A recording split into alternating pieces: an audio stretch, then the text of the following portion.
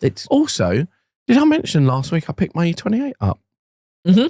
And it's being fixed. You did, yeah. Jamie's done loads of work on it. Oh, really? And it's nearly done. Yeah. But I thought it was fixed. No. I thought it was getting welded for about a year. No. It was supposed to, and then just sort of got let down with it, really. Company that it was at was not particularly reputable. Jesus Christ. Not replied to any of my messages. Yeah, that's a bit of a sore subject, that. Is it? It's a bit of a shame, yeah. Did you take more money and put it in a wheelie bin and set it on fire? Might as well have done, yeah, because Okay. the work was shit. But no, I've sort of got a bit done over with that. But Jamie, the guy that fabricates all of our cars now. Was it Twig UK? Twig 1 UK. Twig 1 UK. Fantastic welder. He is fantastic. amazing. Yeah. And he's so fast as well. He just gets on with it. He gets it done. And it's really great. reasonable price as well. Yeah, Like, really reasonable. Yeah. And he's just brilliant. I really like Jamie. I've got a lot of time for him. Yeah, massively. And his kids as well. Yeah, they're all really nice. Yeah. Yeah, lovely. So it's with him at the moment. It's actually nearly done, which is amazing because it's taken a year up to this point. It's amazing how someone can just do it in a week. Incredible, isn't it? Yeah. Shall we move on? That's pretty odd. It's a bit of a weird thing to say from a bunch of 40-year-old blokes that claim that they're big advocates for men's mental health and mental health in general, because they say it all the time. It's almost like spreading misinformation to the masses could potentially affect my mental health. But, you know, it's okay. I'm going to clear things up for you today and actually tell what actually happened, tell the truth to everyone, just so we don't have any lies being spread about me, because we wouldn't want you guys to be cancelled again. Because you can't really sell this problem quietly, because I'm not quite sure anyone would want to buy Taylor. Now, for context, Taylor dropped off his E28 to me at the start of this year in this non-reputable garage. Before speaking to Taylor, I'd only ever met him once, right? And that was at a scramble in December. Now, this is December 2023. Taylor actually comes up to me, introduces himself. This is the first time I've ever met him. And he starts talking about how good I am, and he's seen all my stuff, and he's followed me stuff for years. And he's pretty proud of me for what I've achieved in this non-reputable workshop. That was it. And I thought, oh, Taylor must be a sound guy. He's come up to me. He said how good I am. That was it. And I thought, oh, nice bloke. That was that. Anyway, months later, Taylor messages me like, I've got an idea for you. YouTube collaboration. We can come together on it. I've got an E28 and you could do some welding on it for me. Would you mind doing it in exchange for some content purposes, basically? And I said, yeah, of course. As long as it's like massively overly rusty, I'll be happy to do it. If it takes me like a day or so, that's fine, because like, I can afford to do that. To which we had a conversation about how it's just a little bit of rust at the end of the seals and maybe a little hole in the battery tray, which I thought that's fine. That's going to take me not long at all. I can show the workmanship, and lots of people can probably come over to my channel at the same time. That'll be good. That'll work for me. Just as long as it doesn't get completely worse as we get into it. So a couple of weeks later, the E28 makes it to my non-reputable garage and it goes on that ramp over there. And we actually filmed a video and it went on Auto Alex V2 channel. Now everyone saw on that video that the car was very rusty. But when I got digging into it, that car was loads worse than I thought, and it was absolutely needing a restoration. Now, I'm not blaming Taylor for not knowing that it was completely rotten. You never know what you can get with these cars. This R32 Skyline has come into my non-reputable garage and it actually needs basically an entire floor pan, front to rear, both sides. Now, it's the aim of the game. Once you get digging into it, then you actually find out what rust is really there. Not saying that he didn't know, because it was covered in a lot of underseal and sealants and whatever, so you're never gonna know this. But turns out the car is completely rotten. Now, suddenly this deal isn't actually what it seems to be, and it's gonna take months to get this car finished properly. If you wanna do it to a good standard, it's gonna take a lot of time. And I spoke to a lot of people about this. A lot of people said, do not touch it. That is a headache waiting to happen. Should have listened to those people. Now, with that in mind, I obviously still knew that it was still a great opportunity to showcase what I can do. It can bring people to the channel. It can bring people to my non-reputable workshop. And obviously, more customers means more business for me. So I had a conversation with Taylor. I rang him up and said, look, this car is not what we discussed. Obviously, I understand that it's a nice opportunity for me. And I know for a fact that you can get it done elsewhere, mainly Yorkshire Car Restoration. To which he replied, I don't want to go to Yorkshire Car Restoration because they fucked up Luke Scambler's car. And I don't want to use them, even though I probably could. So I was like, fair enough.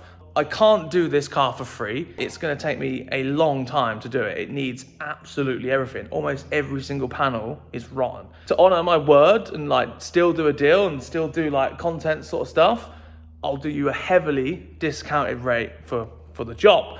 I said, if it was on the books, like legit, you would be 5, 7, maybe £8,000 in the full restoration job.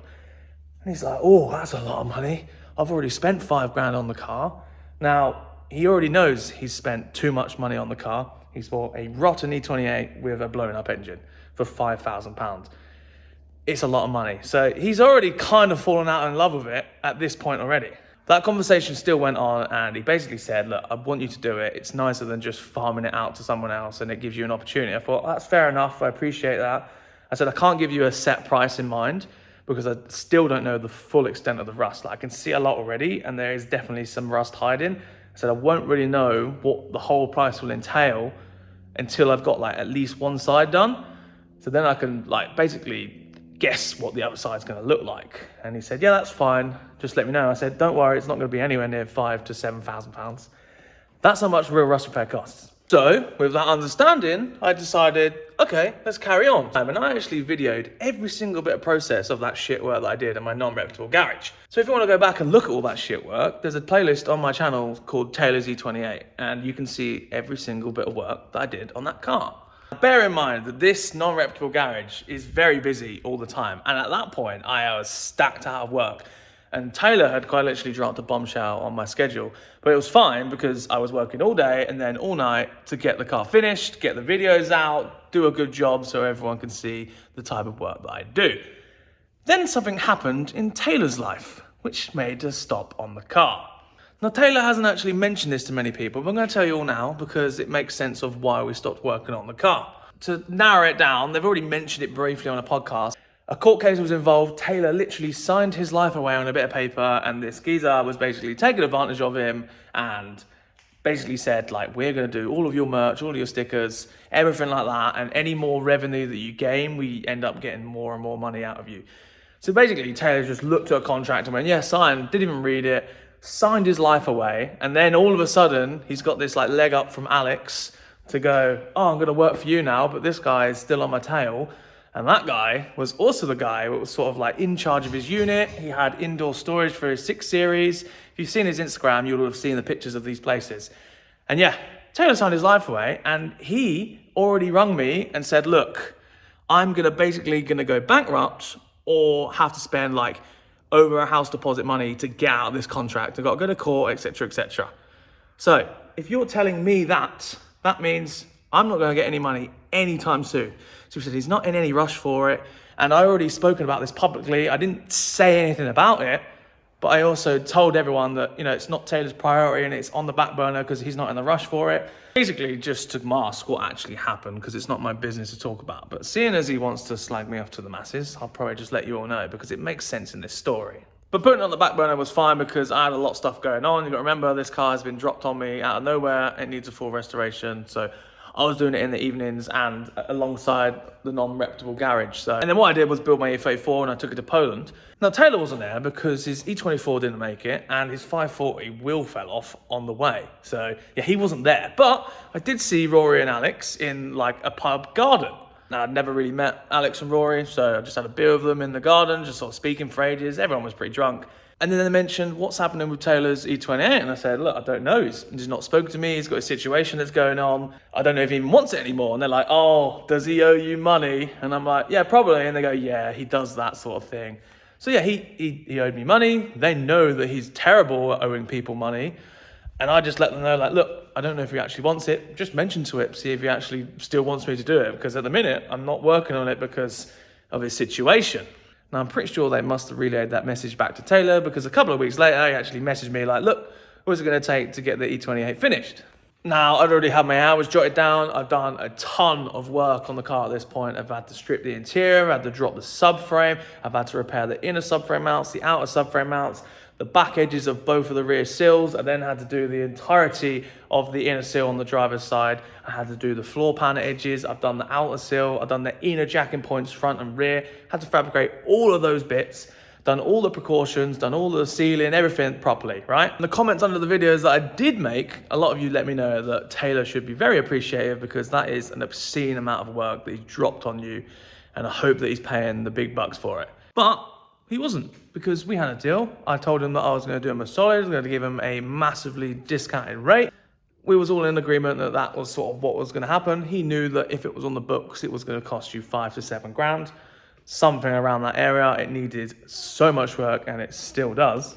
I've worked out my hours, which was roughly around 60 hours, and say I take 10 hours off because I was filming it, 50 hours, right? 50 hours times 50, 2.5 grand, right? Now, some of you might think that's a bit too many hours for what you've achieved, and if you're doing things properly and you want things to look seamless and look really nice, it takes a lot longer. And because hundreds of thousands of people are going to see my work, I'm not just going to rush it and just make sure it looks shit for everyone. So I'm making sure it looks really nice because, you know, lots of people are going to see it, and it all comes down to me. And on top of that, Taylor's already told me that he wants to go all out on this car, no expense spared. He wants it to be as good as it possibly can be. So I'm doing a very nice job for him. So I told him his bill, 1,600 quid now, and then 1,600 quid at the end. Bearing in mind, there's a lot more other repairs that still need to be done throughout the car. An entire week goes by. He finally replies, no, just so I'm clear, 1,600 quid to get the car finished. I said, yeah, 1,600 quid roughly to get the car finished, but, you know, I'd like to square up with what I've already done now, so then I can continue on and carry on working. To which he said, I thought that the first half of your work was going to be covered by content, and I had to relay it back to him and say, no, the deal was that I was going to do you a discounted rate on everything,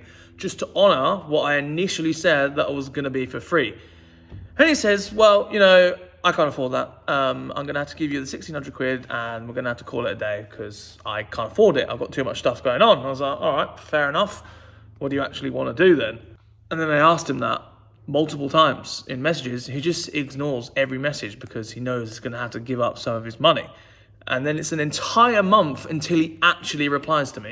Oh, tried to bell you, wanted to see if you was around this week. Oh, by the way, do you still have that airflow meter for that 635 Highline that you scrapped? So he's ignored me for an entire month, and then he's only replied to me because he wants something. He's obviously seen my post that I'm selling a load of parts for that 635, and then gone, really need that, can't get that anywhere else, I'm gonna go ask him. To which he then rang me and said, look, I'm really sorry I haven't replied, I've been really busy, a lot of stuff going on, didn't really have enough money at the time because I just dropped like 7 grand on that Mini that I've just restored. And I was like, fair enough, whatever, like I know you probably didn't expect it, but it is still, the work that I've done is to a good standard. And he's like, yeah, no, I'm really pleased with what you've done. And I still want you to continue the work. Like, I just don't have the money at the minute, but in a couple of weeks, I'll give you the money and then you can carry on. I was like, okay, well, once I've got the money, then I'll carry on then. Because I still got the bills at the end of the day, and my landlord doesn't care about YouTube. And I told him, I said, look, you can have the airflow meter and this ECU that you want. See if it works. If it doesn't work, then I'll have it back. If it does, then we'll sort it out at the end of the bill when the E28's sorted. So he's taken the airflow meter and he's gone home and tried it. And when he turned up, he actually gave me £1 grand cash. And I was like, oh, sweet. So I was like, well, where's the rest of it then? So he's like, oh, I'll bank transfer you the rest when I get back, if that's all right. I was like, cool, no worries. I'll send him his details. Nothing. Just ignores it. And then tells me that the ECU was broken, but that's whatever because it was untested. So I've got some of the money and he hasn't paid me the rest of the money, and that's it. So I'm like, well, I'm not going to keep chasing this guy. He just never replies to my messages and just ignores me. He doesn't want to pay me the money anyway. So I'm not going to keep chasing this guy. So I just left it. So I pushed the car into another inside storage where it has been the entire year. And that's it. I don't hear from him for like another month. And I'm not starting the E28 again because you can't just skip the queue in front of everyone because you've given me some money that you owe me.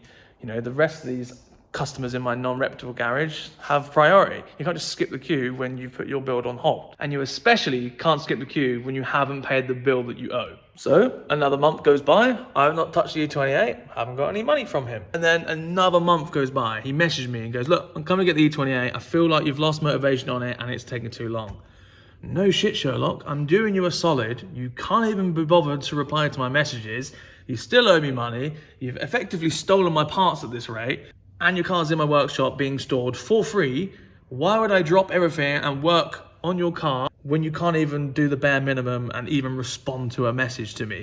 Like, come on. Like, my non-reputable garage is full of customer cars all the time. that are paying to have their work done. There's no incentive to go, do you know what? I'm going to help Taylor out because he's been really sound to me this whole time. I've been nothing but reasonable. I let him know. I said, look, all of this stuff, repeated it back to him, and we basically had an argument. He said, look, I don't want to argue about it. I'll talk about this in person. And then it was then another month until he actually collected his car. Again, just kept ignoring me, being really awkward about picking the car up, made me turn up to the workshop in pitch black just to collect his car. And when he got here, he didn't say shit. Just really friendly, timid, didn't say a word, didn't want to argue about it. I was like, fair enough, we'll call it that. He actually said, oh, I'm going to take it to my workshop, put it in storage for a bit, and then probably tackle it myself. Less than 12 hours later, it's in Lincoln at another welder's workshop getting finished. Why even lie about it? I don't care where you take it. I'm glad that it's just not in my premises anymore. I thought I'd just leave it at that, call it quits, whatever. The deal didn't go as planned. You don't want to pay for my time, that's fine. You can't afford it, whatever, even though you've just spunked a load of money on the Mini, you've spent a fuck ton of money on your 6 Series. You also bought an E60 M5 in the process. I do not believe that you didn't have the money. I just feel like you didn't want to pay me, but that's fine, that's whatever. Only to find out that they're like talking about it on their fucking embarrassing podcast. Horrible listen, but just listen to this. You had any problems with any current project cars that you've got? What are you alluding to? Yes. I have had one. Go on. Oh. My E28 didn't go to plan. Oh. No. And I've had to send it up north to Jamie to finish off fabricating all of the welding because it went a bit squiffy. But I don't really want to discuss that too much because, I'm not... You're not grumbling about it? I'm not. No. Is that more money that was thrown in a wheelie bin and then set on fire? Pretty much, okay. yeah. All right, okay. Pretty much. That was a bit of a pointless... Let's get him on the podcast. Let's have it out. Jesus We're going to Christ. mediate with knives and hand jobs. Jesus Christ. Let's move on. Such a painful listen. Those guys are old as fuck, and that's how they act. It's actually embarrassing. But you can see there that Alex, Rory are instigating it. Taylor doesn't want to talk about it. But they all agreed that it was like throwing a bunch of money in the wheelie bin, which was the same reference they used when they were talking about Taylor's court case that he had to get out of. It is incredible that these guys genuinely believe that they're the next Top Gear, because I don't remember Jeremy Clarkson throwing a car vertical report right down my throat every 2 minutes. But knowing the type of people that they are, I already had a feeling they were going to slag me off publicly. I'm not bothered. I just knew it was probably going to happen. So a couple of days before, we actually filmed a little clip with an indirect to Taylor. And I didn't put it in my video until I see if they said something, which they did. So I took my video down, edited the video, put it back up minutes before it needed to go live. And there was a lovely indirect clip to Taylor. And turns out he really didn't like that. He's thrown his toys out the pram. He's ringing me. He's getting other people to ring me. He's text me. You had your chance to talk to me. You said you didn't want to argue about it and you'd speak in person. You didn't say shit. You didn't want to say anything. And then you want to publicly out me on your podcast. What do you want me to do? Actual man-child. And as for Alex and Rory starting shit, I don't understand why. Like, I've been nothing but respectful for these guys. Like, Alex actually messaged me, wanted to feature a car that came out of my non-reputable garage. So, it's weird that he's agreeing with Taylor now. Then as for Rory, I've done him a solid. I gave him an LSD for his E28, which was literally like half of the market value. So I did him a solid as well. And they just want to start shit for no reason publicly.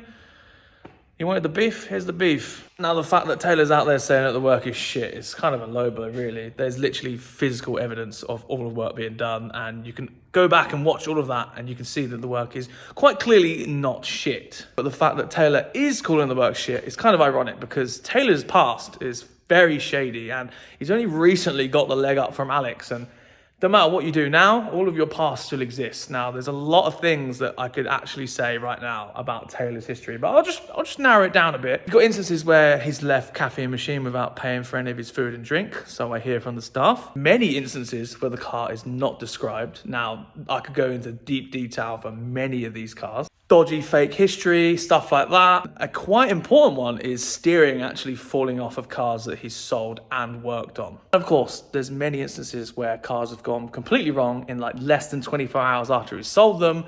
He just doesn't respond to any of the messages, doesn't accept any liability, and doesn't answer until he is threatened with court cases. Now, I'm not going to go into them because we haven't got enough time, but Taylor's past is not so tidy, so you don't have any leg to stand on before slagging people off publicly. And in all of these cases, it's just people that I know and word of mouth. Like, you're in the public eye, you've got to be squeaky clean. If you're not squeaky clean, you get caught out. And this is exactly what's going to happen when people read the comments of this video, because I'm sure the people that I know are not the only people that have had bad dealings with you. I'm not surprised you want to sack off the car dealing. You're probably facing a lot of backlash, left, right, center, and you can't be bothered with the stress. Now, I wouldn't have had to make this video if you just told the truth, but you're never going to tell the actual truth of what happened, are you? Because it doesn't look good on you. So once again, you're going to try to pull the wool over people's eyes, which is what you've been doing for many, many years. Now, deals don't always go your way. That's fine, that's life, you get on with it and you move on. But going public on a podcast and completely lying about them and potentially ruining the reputation of their business is really not cool, because, you know, that never ends well, especially when that person has not actually done you wrong and they've been nothing but lenient throughout your dealings with them. And then also saying that the new guy is reasonable price, just gets on with it and he's nearly finished it. That's absolutely fine. He's obviously got nothing else to do. That's why he's just doing your car. I have a full non-reputable garage full of many, many customers that have cars that need to be done. They're all paying customers. Now, I'm not trying to shit on this other guy's work, but it's not to the same standard as mine. It's more than adequate for an MOT. But as far as I'm concerned, you wanted to go all out with this car and make it as nice as you possibly can. So that's why I did a really nice job of it. And I'm not the only one to point out the difference in workmanship, because I've had a lot of people messaging me privately about this. Now, if you're happy with that, that's fine. But if you're doing it again in another 5 months, then I wouldn't be surprised. Some of those little clips are actually from Rory's car, which was an absolute dog of a car. If he's going to sell his own best mate and colleague a car that rotten, what's he going to sell to the public? Wait, I already know the type of cars that he's sold. But yeah, not my usual video. I don't make videos like this, but when someone is publicly slagging you off, you have to say something, especially these lot, because they've been getting away with it for years and loads of people have bad dealings. They seem to just sort of like look down on everyone else and they're the biggest of who they can be. And slagging someone smaller and trying to do their own thing day in, day out is just inconsiderate and rude, considering it's not the fucking truth. And I think the main problem for that is that no one wants to go up against them because they don't want the hassle, because it's just the easiest thing for them to do. Where back in the day, you wouldn't get away with this sort of thing. It's crazy what social media does to certain people. But yeah, you wouldn't see me lying publicly about businesses because it didn't go my way. This is the last I will speak on this matter. I just wanted to clear my name, get my point across, and hopefully that warns a few other people dealing with those lot in the future. Oh yeah, and the revenue from this video will pay for the storage fee that I probably should have charged Taylor, but I didn't because I'm still a nice person. So yeah, thank you very much, Taylor. Have a good rest of your day.